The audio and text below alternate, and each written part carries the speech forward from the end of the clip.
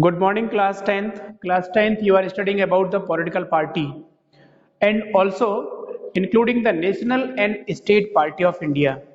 तो हमने कल कहा था करेक्टरिस्टिक या क्वालिफिकेशन क्या है नेशनल पार्टी की.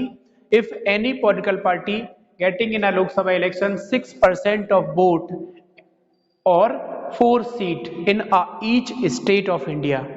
This is the qualification getting a national power, become a national political party from a political party. जब कोई राजनीतिक पार्टी को ये राष्ट्रीय पार्टी बनना होती है तो ये उसका नियम फॉलो करेगा. Second things, state political party में 6% वोट और 2 seat.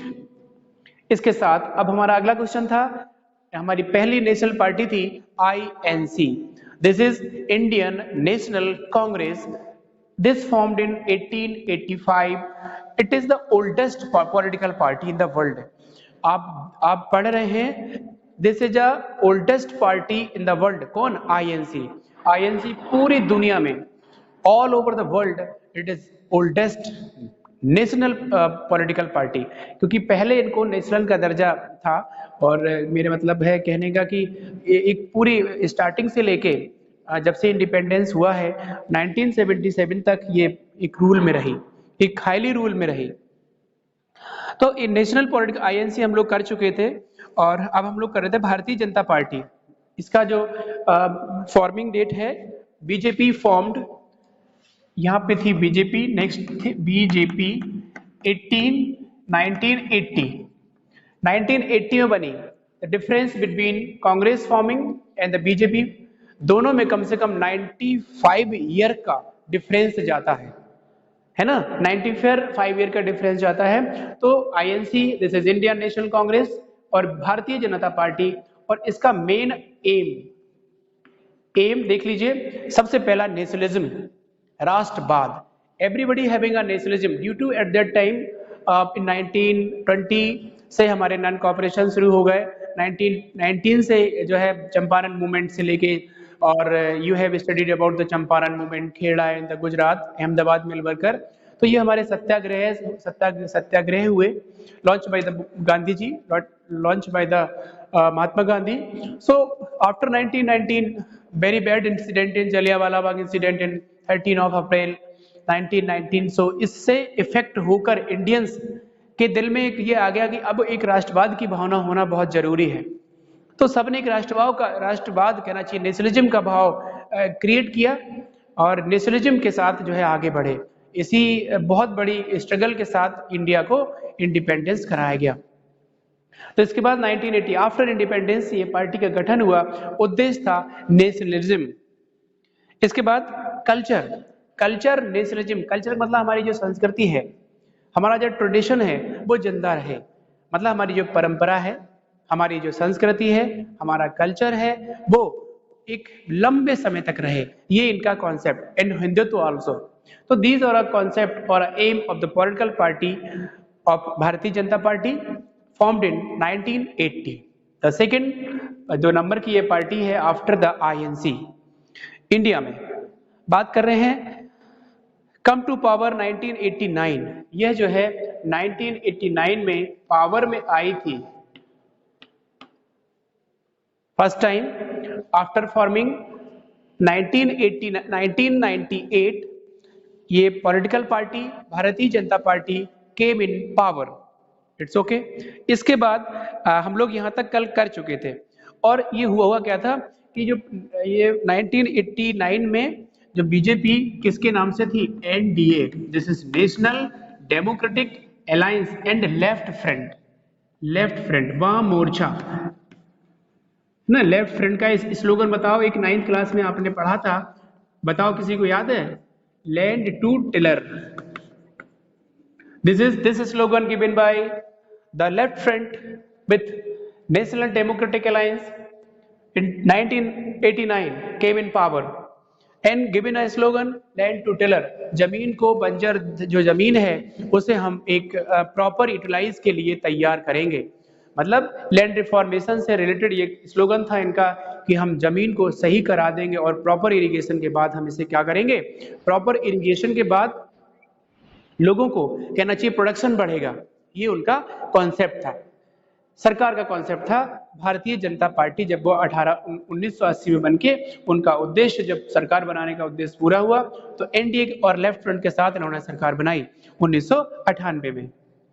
And including several state and religion party. आपको पता है कि इंडिया में more than 750 party are over here in this time. So 750 party के साथ, मतलब कहने का इन बड़ी बड़ी पार्टियों के साथ एनडीए हुआ, लेफ्ट फ्रंट हुआ, आईएनसी हुआ, इनके साथ सेवरल छोटी छोटी party, several small political party, small PP, मतलब सैकड़ों small several political party include over here. So कहना चाहिए कि हिंदुस्तान की सरकार, इंडिया में जब सरकार बनाई 1989 में, तो लेफ्ट नेशनल डेमोक्रेटिक अलायंस और लेफ्ट फ्रंट और इसके साथ सेवरल छोटी छोटी स्मॉल कहना चाहिए पॉलिटिकल पार्टियां इंक्लूड थी। ठीक है। When did came in power the political party BJP? 1998। अब थर्ड नंबर की जो पॉलिटिकल पार्टी है, तीसरे स्थान पर जो तीसरी पॉलिटिकल पार्टी बताने जा रहे हैं वो है बीएसपी, है ना, मिस्टर कांसीराम। इसकी डेट हम बता देते हैं, 4 साल बाद, आफ्टर द 4 ईयर। ये जो डेट है इसकी, वो डेट है 1984, है ना। मिस्टर कांसीराम ये फाउंडर हैं इसके। ठीक है। तो mister Kanshiram is the founder of political party formed in 1984 under the leadership of Kanshiram.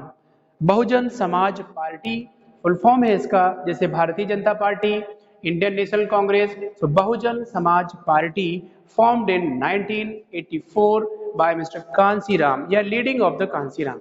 ये पार्टी की स्थापना हुई। उद्देश्य क्या था हर पार्टी का? इनका भी नेशनलिज्म उद्देश्य था, किनका? आईएनसी का, सोवर्जन स्टेट होना चाहिए। Gandhi ji says at the time of making constitution कि no lower no upper class over here, I want this type of nation, जहां पे कोई हाई और कोई लोअर क्लास ना हो, हम ऐसे राष्ट्र को पसंद करेंगे। At the time of constitution making Gandhi ji ने बोला था, और कॉन्स्टिट्यूशन मेकर भी उनसे सलाह मांगने जो है सलाह मांगी गई थी कि भाई बताइए in which type of the constitution form किया जाए, कैसा होगा। तो उन्होंने कहा था I like its type of the constitution जहां पे कोई लोअर और कोई अपर क्लास ना हो, कोई ओवर क्रॉस कटिंग और ओवरलैपिंग नहीं हो। ओवरलैपिंग क्रॉस कटिंग का मतलब होता है, ओवरलैपिंग का मतलब होता है अपर लोअर, और क्रॉस कटिंग का मतलब होता है समानता। तो क्रॉस कटिंग होना चाहिए, ओवरलैपिंग नहीं होना चाहिए किसी भी समाज में। इसीलिए उन्होंने एक ऐसे ही वकालत करी थी संविधान के लिए। तो जिस प्रकार आईएनसी बीजेपी, उसी प्रकार बीएसपी का कॉन्सेप्ट था seek to represent the secure include Dalit, Adivasi, OBC and religious minority. देखिए इनका जो एम था सीक टू रिड्रेस है, कहना चाहिए दलित, आदिवासी, है ना, और OBC and religious minority. Religious minority का मतलब होता है, आप लोग को पता है, माइनॉरिटी जो जिनका धर्म धार्मिक तरीके से वो लोग कम हैं, सिख, ईसाई, है ना, जो होते हैं, क्रिश्चियन हैं, सिख हैं, और कुछ ऐसे धर्म के लोग हैं जो कम हैं। Number of the people over here related to the any of the religion. So इस रिलीजन से रिलेटेड लोग की संख्या बहुत कम होती है। तो इनका उद्देश्य था जो संख्या में कम है, जिनके धर्मों जैसे कोई धर्म है उनके लोगों की संख्या कम है, उनकी protection, seek to represent and secure, represent करेंगे उन्हें और उन्हें सिक्योर करेंगे, ओबीसी, है ना। हाँ, इसके बाद आदिवासी और दलित, ये सब कैटेगरी के लोगों को ये जो है सिक्योर एंड रिप्रेजेंट करने का इनका उद्देश्य था। भारत में जो इंडिया के अंदर जो पिछड़े लोग हैं, गरीब लोग हैं, आदिवासी लोग हैं, है ना, ओबीसी लोग हैं या रिलीजियस माइनॉरिटी के लोग हैं, उन्हें सुरक्षा प्रदान करने का एक जिम्मा लेने की जो है उनका उद्देश्य था कि अगर ये डिनाइड लोग हैं, ये डिप्रेस्ड क्लास के लोग हैं, डिप्रेस क्लास का मतलब होता है अवांछित लोग। Eight the time of 1930 you have studied about nationalism in India.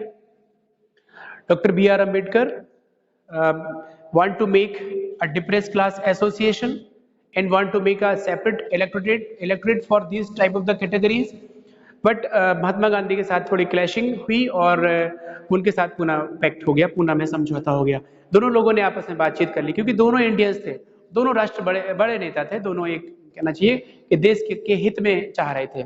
तो इन महात्मा गांधी और डॉक्टर बी आर अम्बेडकर दोनों के साथ जो समझौते को हम लोग 1932 पूना समझौता कहते हैं, पूना पैक्ट कहते हैं, और एक इरविन के बीच हुआ था वो 5 मार्च 1931 को हुआ था, उसे पूना पैक्ट कहते हैं। तो ये जो कैटेगरी है इनको कहना चाहिए सुरक्षा और रिप्रेजेंट करने का जो उद्देश्य था वो था बहुजन समाज पार्टी का या बीएसपी का। The ideas and teaching of the Sahuji Maharaj Naicker and the Baba Sahab Ambedkar, कहना चाहिए साहूजी महाराज मतलब किनके उद्देश्य पे, किनके आइडिया को ये जनता के सामने ला रहे थे। हर एक का एक गुरु होता है, हर एक टीचर का कहना चाहिए, हर एक व्यक्ति का एक गुरु होता है, हर एक व्यक्ति का एक टीचर होता है, और सबको एक किसी न किसी के थ्रू इंस्पिरेशन बेटा मिलती है। आपके जीवन में किसी न किसी के, आपके पेरेंट्स, टीचर्स या किसी दूसरे व्यक्ति के द्वारा आपको इंस्पायर आप होंगे। इंस्पायर होने के बाद आपके मन में कोई चीज आएगी कि अब हम डेवलप्ड की तरफ बढ़े। तो जब विकास आपके मन में होगा तो किसी न किसी से आप इंस्पायर ही हुए होंगे। आपने सपोज दैट आपने आईएएस की गाड़ी जाती हुई देख ली, उस पर जो है गर्ल्स आईएएस है, तो लड़कियों को इंस्पिरेशन हुआ कि मैं भी बहुत अच्छे से पढ़ूंगी और मैं आईएएस बनूंगी। लड़का एक कलेक्टर है या एसपी है और उसने देख लिया अरे भाई बहुत तामझाम होता है एसपी साहब का, तो अब बस पापा आप थोड़ा सा बहुत अच्छे से पढ़ना है, मुझे एक सुपरिंटेंडेंट ऑफ पुलिस बनना है। तो कहीं ना कहीं हम इंस्पायर बेटा होते हैं जीवन में, और इंस्पायर होना भी चाहिए। Inspire only by the good things, जो देश हित में हो, लोगों के हित में हो, परिवार के हित में हो, किसी के अनहित में ना हो, ऐसा काम होना चाहिए। मेरी बात समझ आ रही ना? तो कहीं ना कहीं ये जो इंस्पिरेशन हमें मिले वो किसी ना किसी से मिले। तो बीएसपी इंस्पायर्ड बाय, वो कह रहे हैं कि साहूजी महाराज एंड रामास्वामी नायकर साउथर्न के हैं, and doctor B R Ambedkar. It has its main base of the state Uttar Pradesh and sustainable presence in neighboring state like Madhya Pradesh, Chhattisgarh, Uttarakhand, Delhi and Punjab. मतलब ओवरऑल जो यहाँ पर कहना चाहिए कि किन किन प्रदेशों में मुख्यतः उत्तर प्रदेश, मध्य प्रदेश, महाराष्ट्र, दिल्ली और छत्तीसगढ़, उत्तराखंड और पंजाब, इन प्रदेशों में ये पार्टी ने स्टार्टिंग में अपना जो है कंट्रीब्यूट किया, लोगों को कंट्रीब्यूशन किया लोगों के साथ, और लोगों के साथ अपनी बात बताई और अपना उद्देश्य बताया, है ना। इसके साथ for the Lok Sabha election in held 2004 about 5% of votes and secured 19 seat in Lok Sabha election. इस समय जब एनडीए की कहना चाहिए, जब कांग्रेस ने मेरे ख्याल से जब सरकार बनाई थी, तभी किनको जो बीएसपी को मिली थी 2004 में, 2004 में पहली बार 19 सीट, है ना, first time got it 19 seat from Lok Sabha election in 2004। हाँ यही है। For the Lok Sabha election held in 2004 it pooled about 5% vote, 19 seat in the Lok Sabha election, पूरे वोट का मतलब पूरे उसका। लेकिन ये राष्ट्रीय पार्टी वक्त नहीं रही होगी। राष्ट्रीय पार्टी इसलिए नहीं होगी, उसका रीजन है ड्यू टू दैट 6% वोट नहीं मिले, 5% लिख रहा है, 5% वोट एंड 19 सीट, है ना, अनस्कैटल। 2014 नहीं बेटा, 4 में है, 4 में लोकसभा इलेक्शन की बात है। उसके बाद तो 4 में 14 में सरकार बन गई थी फिर से कांग्रेस की, 4 और 14 तक कांग्रेस सरकार रही है, 4 में बनी फिर 9 में बनी। इसके बाद मिसिंग पॉइंट होगा तो देख लीजिएगा, मिसिंग पॉइंट हो सकता है, कोई इशू नहीं है, मिसिंग पॉइंट हो सकते हैं, इशू की बात नहीं है ना। अब हम बात कर रहे हैं आपको अगली party, communist party of India, Marxist, CPIM. CPIM ना पढ़े, सबसे पहले सीपीआईएम पढ़ लेते हैं। सीपीआई निशांत, अच्छा सीपीआई, देखिए सीपीआई क्या है, द फोर्थ पार्टी है आपकी CPI, this is communist party of India 1925। ये जो फॉर्मिंग डेट है 1925 है इसकी सीपीआई की, हाँ ठीक है। Believe in Marxism, Leninism and secularism and democracy. Secularism का मतलब होता है कि ऐसा एक secular country, no religion having a overlapping, so this is secular nation. तो इनका उद्देश्य जो है कम्युनिस्ट पार्टी ऑफ इंडिया का बनना हुआ 1925 में, और विश्वास करते थे मार्क्सवाद के कॉन्सेप्ट पे, ये विश्वास करते थे। कौन से ये लोग मार्क्सवाद के कॉन्सेप्ट पे विश्वास करते थे, इसके साथ opposed the force and secessionism and communalism. Communism का होता है, कम्युनिज्म का मतलब होता है सांप्रदायिकता। If a people having a communal mind, अगर वो व्यक्ति कम्युनियल माइंड है तो उसको क्या करेंगे, उसको हम लाइक नहीं करेंगे, उसको हम उस सीरीज से हटा देंगे।